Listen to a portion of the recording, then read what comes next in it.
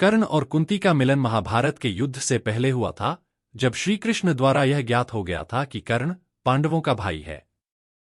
कुंती ने यह रहस्य अपने तक रखा था कि कर्ण उनका पहला पुत्र है, जिसे उन्होंने जन्म के बाद मजबूरी में त्याग दिया था। यह घटना महाभारत के कर्ण पर्व और युद्ध की प्रारंभिक घटनाओं से जुड़ी है। आइए विस्तार से इस कहानी को समझते हैं। जब महाभारत का युद्ध निश्चित हो गया और कौरव और पांडव एक दूसरे के खिलाफ युद्ध में उतरने की तैयारी करने लगे, तब श्रीकृष्ण ने कुंती से कहा कि कर्ण को उसके असली संबंध के बारे में बताना चाहिए। कृष्ण चाहते थे कि कर्ण पांडवों की ओर से युद्ध करे ताकि पांडवों को जीत का एक और मजबूत आधार मिल सके और यह युद्ध टल सके। कृष्ण की सलाह पर कुंती ने कर्ण से मिलने का निश्चय किया। कर्ण तब गंगा नदी के तट पर सूर्य की उपासना कर रहे थे। कुंती वहां पहुंची और कर्ण के पास जाकर खड़ी हो गईं। जब कर्ण ने अपनी आंखें खोलीं, तो उन्होंने कुंती को देखा और आदरपूर्वक प्रणाम किया, क्योंकि उन्होंने कुंती को एक सामान्य माता के रूप में देखा। कुंती ने कर्ण से कहा कि वे उनसे कुछ महत्वपूर्ण बात करना चाहती हैं। कर्ण ने उन्हें आश्वासन दिया कि वे उनकी बात सुनने के लिए तैयार हैं। कुंती ने बड़ी भावुकता से बताया कि वे उनकी जन्मदात्री मां हैं और कर्ण उनके प्रथम पुत्र हैं, जिन्हें उन्होंने परिस्थितियोंवश त्याग दिया था। कर्ण को यह सुनकर बड़ा आश्चर्य हुआ, क्योंकि उन्हें अब तक अपने असली माता पिता के बारे में कुछ भी पता नहीं था।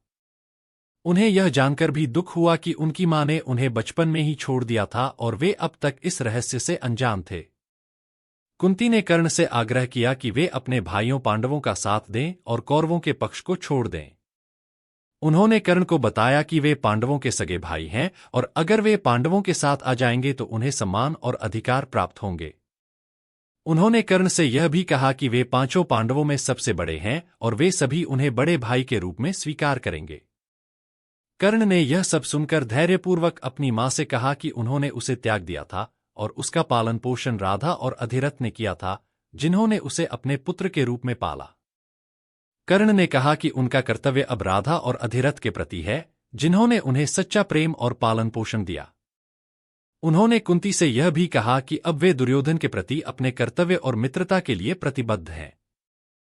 दुर्योधन ने उसे राजा बनाया था और मित्रता का सम्मान दिया था जब किसी ने उसकी जाति और उसके अस्तित्व को नहीं पहचाना। हालांकि कर्ण ने कुंती से एक वादा किया। उन्होंने कहा कि वे युद्ध में केवल अर्जुन से ही युद्ध करेंगे और किसी अन्य पांडव को हानि नहीं पहुंचाएंगे। उन्होंने यह भी कहा कि युद्ध के अंत में या तो अर्जुन जीवित रहेगा या वे, लेकिन कुंती के 5 पुत्रों में से कोई न कोई जीवित अवश्य रहेगा। यह वादा देकर कर्ण ने कुंती को विदा किया।